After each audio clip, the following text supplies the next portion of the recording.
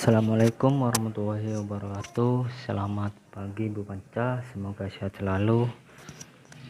Di sini saya Muhammad Ainul Yakin akan mempresentasikan terkait tugas wisata agroturism yang minggu lalu saya belum dapat kelompok dan saya mengerjakan tersendiri dan saya mengerjakan sendiri. Di sini saya akan mempresentasikan terkait wisata agroturism. Wisata argo adalah aktivitas wisata yang melibatkan penggunaan lahan pertanian atau fasilitas terkait yang menjadi daya tarik bagi wisatawan. Argo wisata memiliki beragam variasi seperti labirin jagung, wisata petik buah, memberi makan hewan ternak, hingga restoran di atas laut.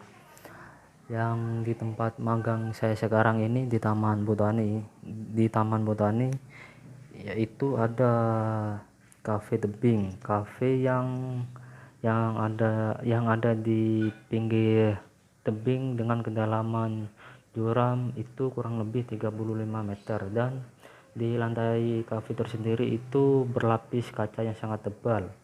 Jadi wisatawan itu bisa melihat langsung dari bawah lantai itu sendiri, di bawah lantai itu tersendiri. Karena menurut saya Cafe Tebing itu bisa termasuk wisata agroturism karena melibatkan lahan pertanian atau fasilitas terkait yang menjadi daya tarik bagi wisatawan. Argo wisata Rembangan. Di sini saya memilih 3 tempat yang menjadi argo wisata Rembangan berserta konsepnya. Yang pertama yaitu Argo Wisata Rembangan. Argo Wisata Rembangan yang berlokasi di perbukitan Rembangan ini terkenal dengan hamparan tanaman buah naga yang ditanam di lahan seluas 5 hektar. Kalau wisatawan berencana mau ke sini, sebaiknya berkunjung saat musim panen raya selama bulan Desember hingga Februari, karena proses tanaman buah naga itu memerlukan waktu yang cukup banyak. Buah naga dikelola oleh Dinas Pertanian Jember dengan sistem pertanian organik tanpa bahan kimia. Untuk kualitas buahnya yang pasti menyehatkan karena tidak menggunakan bahan kimia. Selain kebun buah naga, ada juga atraksi memerah susu sapi perah di argo wisata ini. Wisatawan juga bisa berfoto sebuahnya karena ada banyak spot foto yang sangat bagus dan menarik untuk bisa dinikmati oleh wisatawan. Alamat Desa Kemuning Lor, Kecamatan Arjasa, Kabupaten Jember.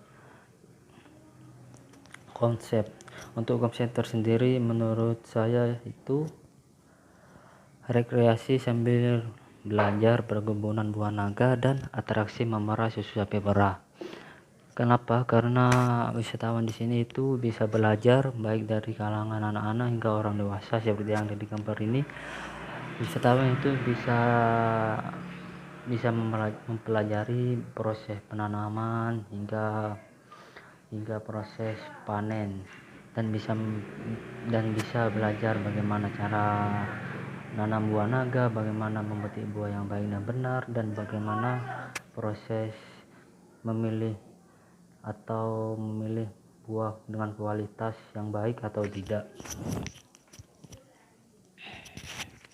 Keuntungan dan tantangan. Keuntungan yang pertama, meningkatkan kelayakan ekonomi pertanian dan meningkatkan peluang kerja di lokasi. Seperti yang pertama dulu, warga sekitar masyarakat bekerja sebagai pengangguran atau bekerja sebagai serabutan. Kini masyarakat yang ada di sekitar lokasi tersebut bisa bekerja di argo wisata Rembang itu sendiri, seperti menjadi pegawai di sana, seperti ikut terlibat dalam proses wisatawan itu mulai datang sampai pulang. Yang kedua, meningkatkan pendapatan tambahan atau pendapatan di luar musim bagi petani. Masyarakat sekitar yang ada di sekitar lokasi tersebut bisa ikut berdampak, seperti masyarakat membuka rumah makan atau menjual souvenir atau membuka jasa atau barang. Jadi bagi masyarakat tersebut bisa berdampak karena wisatawan yang berkunjung itu tersendiri. Yang ketiga, meningkatkan kesadaran wisatawan terhadap produk pertanian lokal. Karena di Indonesia tersendiri ini banyak produk impor, buah-buahan impor, karena buah-buahan lokal itu proses panennya itu lebih lama. Tantangan, faktor pengelolaan adanya kerjasama antar masyarakat, pemerintah, dan swasta dalam mengelola dan mengembangkan agrowisata buah naga. Perlu perannya pemerintah dan swasta dalam mengembangkan agrowisata buah naga itu tersendiri. Misal dari pemerintah mengasihkan bantuan promo atau memberikan bantuan bibit tanaman buah naga atau semacamnya untuk mendukung mengembangkan agrowisata yang di Rembangan. Yang kedua, faktor hospitality merupakan sikap masyarakat terkait pengembangan agrowisata yang dilakukan di dalam desa dalam mengembangkan agrowisata buah naga. Faktor sikap masyarakat dalam mengembangkan agrowisata buah naga ini masih cenderung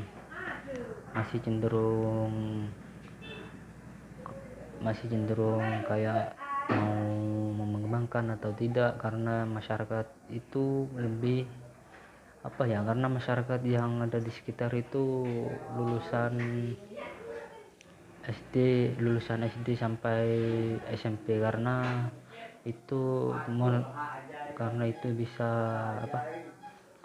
menentukan inovasi dan produktivitas dalam mengembangkan produk wisata yang berkualitas. Yang ketiga, kualitas sumber daya penduduk setempat tergolong rendah. Penduduk setempat yang mayoritas lulusan SD, kualitas sumber daya memengaruhi inovasi dan kreativitas yang dapat diciptakan dalam mengembangkan produk wisata yang berkualitas dan berkelanjutan. Yang kedua yaitu agrowisata Gunung Gambir. Kebun yang dikelola oleh PT Perkebunan Nusantara 12 ini merupakan peninggalan dari desa kolonial Belanda. Kebun yang terletak di lereng Gunung Argopuro ini berjarak sekitar 48 km dari pusat kota. Di sini wisatawan bisa ikut walk atau tur berkeliling di kebun teh untuk menikmati hamparan perkebunan teh dengan panorama yang menawan. Terletak pada ketinggian 900 meter di atas permukaan laut. Udara di tempat ini sejuk dan bebas polusi. Terdapat beberapa fasilitas yang disediakan oleh tempat ini seperti kolam renang, penginapan, area camping, gedung pertemuan, lapangan voli, dan gedung olahraga bulu tangkis. Alamat Desa Gelang, Kecamatan Sumber Baru, Kabupaten Jember. Konsep perkebunan teh dengan ketinggian 900 meter di atas permukaan laut. Menurut saya ini satu-satunya perkebunan teh yang ada di Jember yang bertemakan perkebunan teh sebagai tempat wisata, karena menurut saya itu Jember tergolong dataran rendah, karena dataran di wisata Gunung Gambir ini tersendiri hawanya sangat dingin. Keuntungan dan tantangan. Keuntungan, bisa menikmati pemandangan teh yang sangat luas dengan ketinggian 900 meter di atas permukaan laut. Yang kedua, menawarkan ekosistem keindahan alam yang masih terjaga. Ini menurut saya sih tempat di Gunung Gambir sendiri itu masih terjaga, belum adanya seperti wisatawan yang berkunjung itu tidak membuang tempat sampah sembarangan, karena di sana itu sudah disediakan tempat sampah yang cukup banyak bagi wisatawan maupun para pedagang yang berjualan. Suhu Suhu dingin di sana dipercaya mampu menghilangkan kepenatan aktivitas sekaligus meluangkan waktu bersama keluarga untuk berlibur. Tantangan: akses menuju tempat wisata Gunung Gambir lumayan jauh dari pusat kota. Akses dari pusat kota ke Gunung Gambir itu kurang lebih 48 km untuk bisa nyampe di sana. Lumayan jauh sih. Yang kedua, jaringan telekomunikasi berpengaruh terhadap pengalaman argowisata di Gunung Gambir sendiri. Sudah terlayani oleh jaringan telekomunikasi seperti wifi, hanya kurang memadai untuk menunjang kegiatan para wisatawan yang berkunjung karena sinyal yang tersedia lemah dan hanya bisa diakses oleh orang tertentu saja. Jadi bagi wisatawan yang mau ke sana itu sinyal yang ada di handphone kita itu kalau sampai sana itu sinyal itu lemah, gak bisa berjalan dengan optimal. Memang di sana itu disediakan wifi, tapi itu hanya bisa diakses oleh orang tertentu saja, bukan untuk semuanya, bukan untuk bisa dinikmati oleh wisatawan semuanya. Itu sih yang kurangnya dari sana dan tantangan tersendiri yang ada di sana. Kondisi jalan yang berlubang dan jalan licin ketika hujan. Untuk wisatawan yang mau ke sana lebih ekstra hati-hati. Dulu saya pernah ke sana itu pada waktu pulangnya itu sore itu hujan plus jalannya itu agak licin dan ada yang berlubang semagaian. Itu kalau mau ke sana maupun mau ke sana ataupun mau pulang itu lebih ekstra hati-hati kalau ketika hujan, karena itu area pegunungan otomatis jalannya itu licin karena penuh karena turunan maupun tanjakan, maupun kalau mau pulang ataupun mau pergi. Yang terakhir itu argowisata Taman Botani. Taman Botani Sukorombe merupakan taman wisata alam terdekat dari pusat kota Jember, sekitar 10 menit dengan konsep rekreasi sambil belajar. Meski demikian, ternyata pihak pengelola taman ini telah berhasil mengembangkan argowisata kebun hidroponik. Kebun tersebut kini menjadi tempat khusus untuk membudidayakan beragam jenis tanaman sayur seperti selada air, bayam, dan kangkung. Di sini wisatawan bisa belajar kepada petugas tentang proses budidaya sayuran secara hidroponik, mulai dari pembibitan hingga proses panen. Alamat: Jalan Mujahir, Sukorombe, Kerajaan Sukorombe, Kecamatan Sukorombe, Kabupaten Jember. Konsep tersendiri yaitu rekreasi belajar kebun hidroponik, menyajikan aneka ragam koleksi flora dan fauna, permainan wahana, dan paket wisata yang dinikmati oleh pengunjung segala usia. Paket wisata yang ada di Sukorombe itu sangat banyak, seperti paket wisata memancing, paket wisata memberi makan hewan cantik, paket wisata hidroponik. Itu bisa dipilih kalau mau wisatawan, kalau mau membeli paket wisata yang ada di sana. Ini hidroponik ini juga termasuk paket wisata yang disediakan oleh Taman Botani.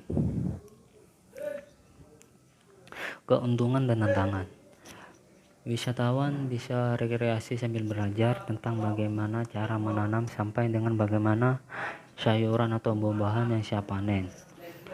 Yang di hidroponik tersendiri itu, kalau saya pernah ke sana, itu tanamannya yang ditanam itu selada air, setahu saya sih ada 3, selada air, kangkung, dan bayam.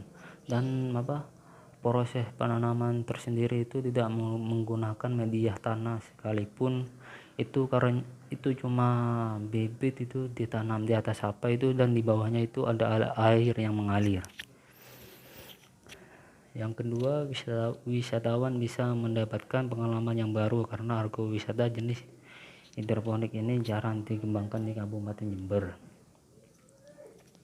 Ketiga, tanaman hidroponik atau buah atau sayuran yang juga bisa dibeli bagi wisatawan yang berminat. Jadi wisatawan yang berkunjung itu bisa menikmati edukasi hidroponik, bisa menikmati bagaimana proses tanaman hingga proses panen itu tiba, dan wisatawan juga itu bisa membeli sayur-sayuran atau buah-buahan yang ada di sana bagi wisatawan yang berminat untuk membelinya.